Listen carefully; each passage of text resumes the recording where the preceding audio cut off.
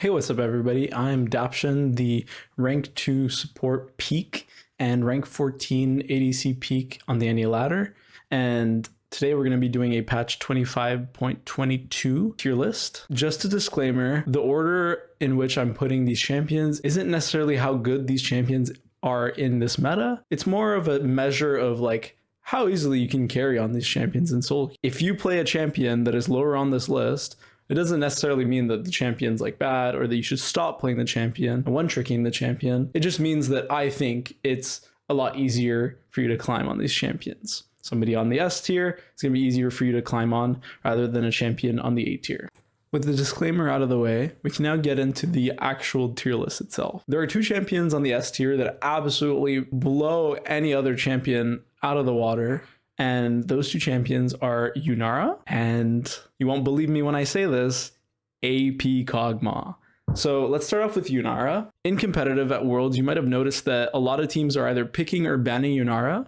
And the patch that they were actually playing on was the patch before she ended up getting buffed back to a more stable situation. So if that's not enough of a indicator that this champion is on the up and up, just looking at the damage numbers and the fact that they buffed her W scaling and damage should be enough proof for you guys to realize that in reality, even though she's a hyperscaler, and hyperscalers are usually not that good in solo queue, Yunara R just makes her into a killing machine in the mid to late game compared to other ADCs that have an R that boosts their damage, like Twitch, who gets extra range and extra AD. Not only does he not have a dash that gives him mobility in team fights to maneuver the Ambessas, the Nocturnes, the Jarvins, the Vi's, you get it. She also gets to enhance her W's ability to basically deal instant damage to multiple people. So imagine having Twitch ult and not being able to move, and then adding on mobility onto that. Yunara ult just makes her absolutely broken. Next up, AP Kog'Maw, I think, has been one of the most slept on champions in bot lane because you literally cannot dodge any of his abilities. Matching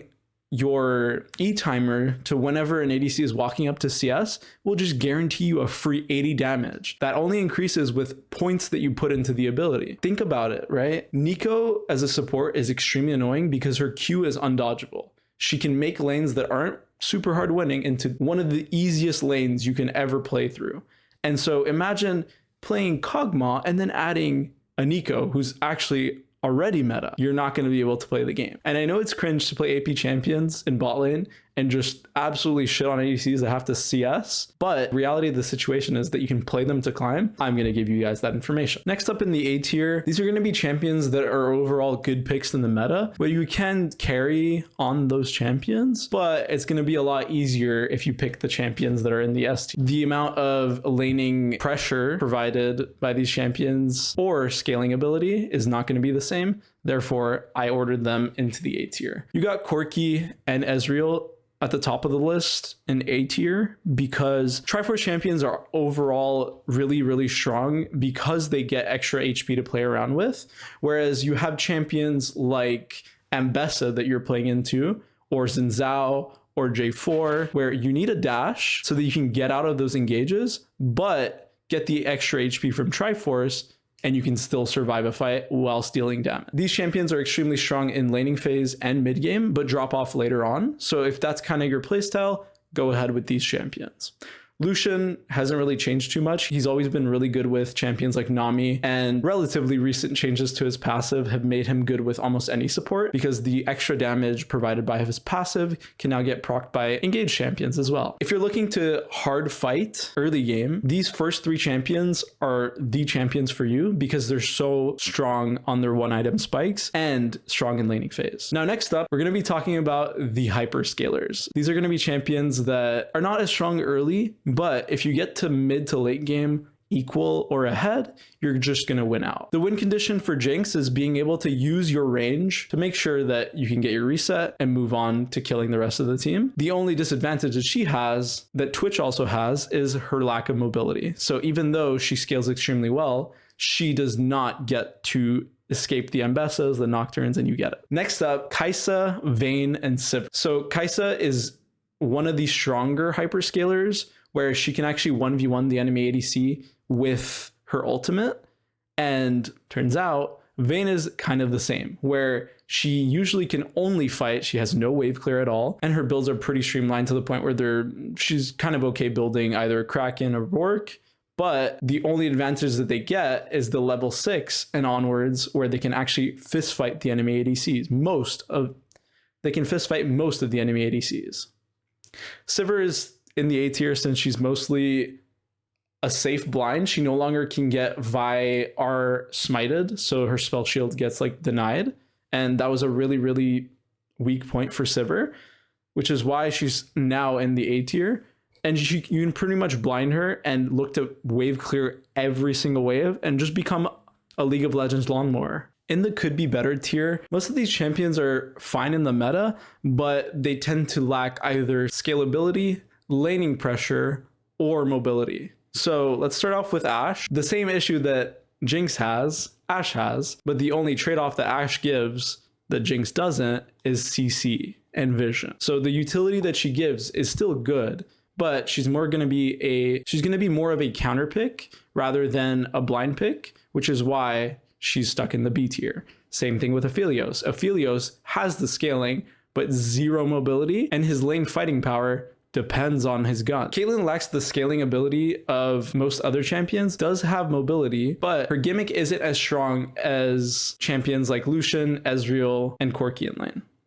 Jhin gets to clear waves, lack of mobility, less scaling. Senna scales extremely well, extremely weak laning phase, no mobility. Tristana is one of the champions in lane that has literally zero playability unless the enemy fucks up. The reason why I put her in the B tier rather than the A tier, like Vayne, who gets to pretty much fight her way through the entire lane, is that she is mostly weaker than a lot of the hyperscalers unless she utilizes her range. So Tristana is a lot worse than Vayne because she loses at level 6 versus the Vayne, and her laning ability doesn't really compensate for that too much. You also have to be the one engaging rather than being a Vayne that can just get poke off and then get the fuck out. And she does not engage nearly as well as champions like Lucian do, Ezreal, or Corki. Xayah is mostly a counter pick because yes, she does have some ability to counterplay enemy engage, but she's still an immobile carry. Even if you end up going Ghost, her champion is much more at risk of getting overdove or getting outranged, which is why champions like Kai'Sa are a lot better. They have mobility and they can play to dive. Next up is the batch of melee champions that I've been seeing a lot in solo queue. So I know Riven's a little bit of a weird one, but these champions pretty much once they get their level 3 will just look to fist fight you to the death. And if you give them range, you're actually going to lose. And Riven is only there because of Viper, who's been playing a lot more Riven in solo queue. And so every single time I'm playing solo queue and I see a Riven on the enemy team, I know that he's just going to try to fist fight and get his advantages like that.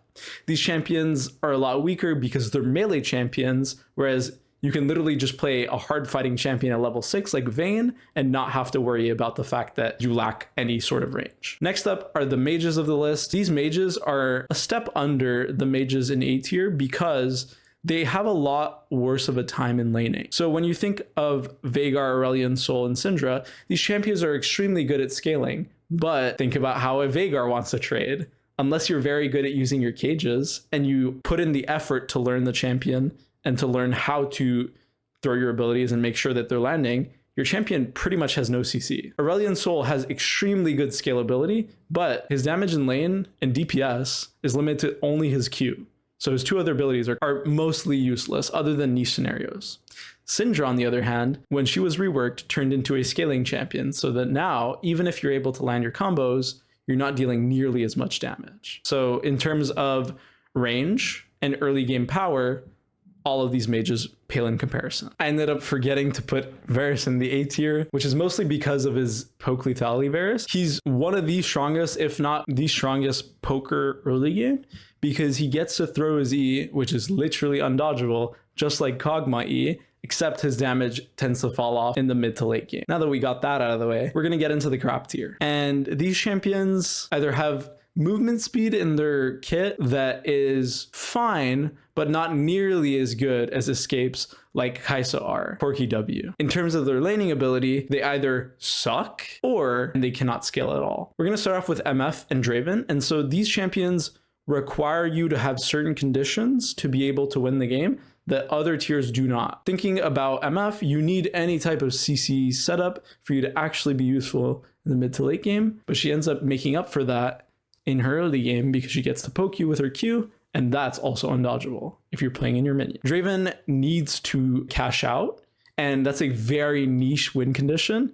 Even if it's solo queue, you cannot always bank on the fact that you're going to get a cash out and be able to carry the game. Also, Draven has no mobility, so he's going to be in the C tier. Unless you're one-tricking him, would not recommend. Zeri and Smolder are the hyperscalers of this tier. The reason why Zeri is so far down is because her mobility and range is pretty lackluster and needs to go straight into them. So you need to be a lot more careful with how you position yourself. Now with Smolder, the only thing that you have is scalability. That's it. He does have a dash, but he deals no damage. And unless you get 225 stacks, you're basically a walking bag of 300 gold. Next up are the mages. They have different gimmicks. Like for example, Seraphine and Zillion like to play with their team, but you would much rather be a hyperscaler that can hit from an entire screen away or have abilities that are literally undodgeable in laning phase and in team fights, which is why all of these champions are much lower in the don't even bother tier list.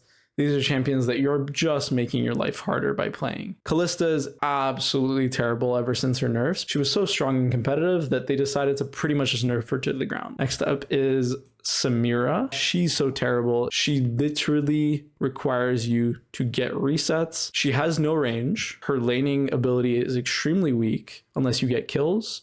And her scaling depends on whether or not you have engage to make up for your lack of range. Swain, Vel'Koz, and Victor are mostly AP carries that either lack range or lack laning power. When I'm thinking of Swain, any team comp that is over his R range is just gonna completely shit on him. And you need the enemy to not deal enough damage for you to actually do something with your ulti. Next up, Victor and Vel'Koz are just wave clearing champions that you would much rather just play other mages like Lux or playing Syndra, which is why they're so far down. This tier list is made for the people who want to climb with the best champions possible. If you like this type of content, please leave a like, comment, and subscribe, and I will see you guys later.